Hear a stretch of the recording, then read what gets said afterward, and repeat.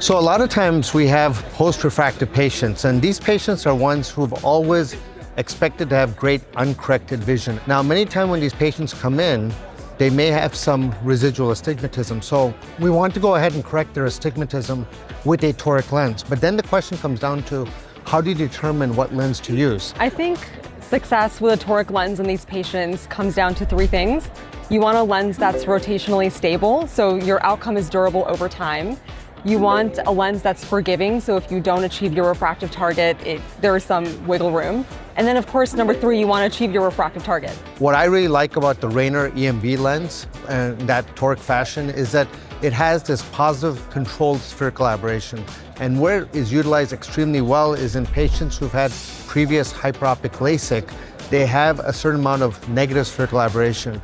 And because of the controlled positive spherical aberration, it helps to go ahead and neutralize that and will help to give us a better overall result. Yes, and I think the positive spherical aberration is also useful just in virgin eyes because normal corneas have that positive spherical aberration and it mirrors that. And I think it also has a little bit of an extended range, right? Which gives you a broader landing zone and allows you to hit your target easier. Exactly. We know that in post-refractive eyes, hitting the target is a little bit more challenging. And so if you've got a lens that basically has a more flatter depth of focus curve, then you have the ability that even if you're off on your ocular biometry, you can hit the target and there's a greater likelihood that you'll end up with a patient with 20/20 vision.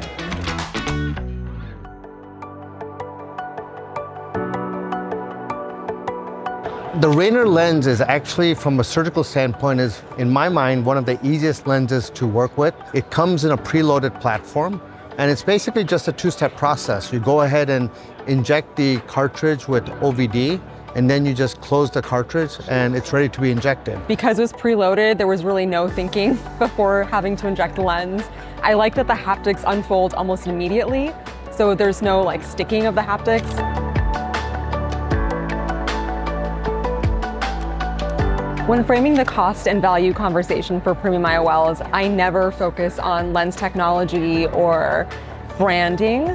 I think patients care a lot more about what they can do functionally with their vision after surgery. So I focus a lot more on how this would be an investment in their overall functional vision, their quality of life, and I think that is a lot more meaningful to patients. What I like to do is I go ahead and have the conversation with the patient. They go and tell me what type of vision they'd like. And a lot of patients want to have great distance vision and potentially maybe some range of vision. And that's where a monofocal lens plus technology works really well.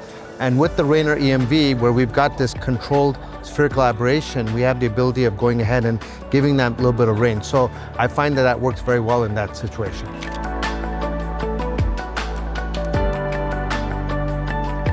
When it comes to hydrophilic acrylic as a material choice, I think that it's important to have a more nuanced, evidence-based approach. Calcification is real, it has been reported, but it's context-dependent and extremely rare in routine cases. We don't put them in eyes that may need future intraocular surgery, so patient selection and being really thoughtful about who you're putting the lenses in is really critical. But overall, in healthy eyes with normal corneas and normal retinas, it's a really, really good lens that performs extremely well. I would say that at the very beginning, I basically was not certain how well they would perform, but we've actually gone ahead and inserted thousands of hydrophilic lenses. And all of these lenses, they look extremely pristine inside the eye.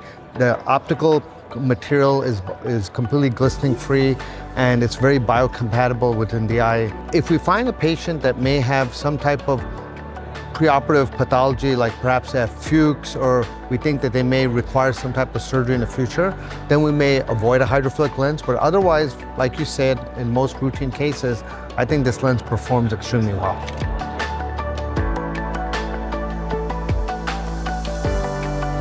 With multiple toric options available, I think the EMV Toric really stands out in a couple of ways.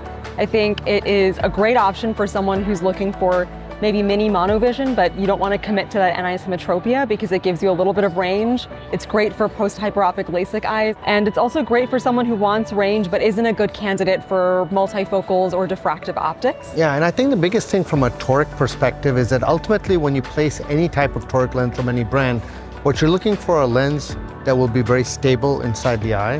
What's nice about the RayOne platform is that when you look at their overall haptics, they've got a very broad design that has great contact with the capsular bag, so that once you go ahead and implant it within the bag, then the likelihood of rotation is almost slim to none. It does a fantastic job of staying exactly where you leave it. If a colleague asked me whether or not I should try the RayOne EMV Toric, I would tell them absolutely yes. I mean, the best part about the lens is it's something that people don't realize the range of vision that you can have and have great quality of vision. It's interesting, I was just asked this by 2 different people today, and I said absolutely worth incorporating into your practice. It's just another tool in your toolbox to individualize refractive outcomes, and that's what modern cataract refractive surgery is all about. And I think from a patient experience standpoint, it's a really great lens too. I've never really heard a patient complain about dysphotopsias or other sort of higher order aberrations due to the optics of the lens.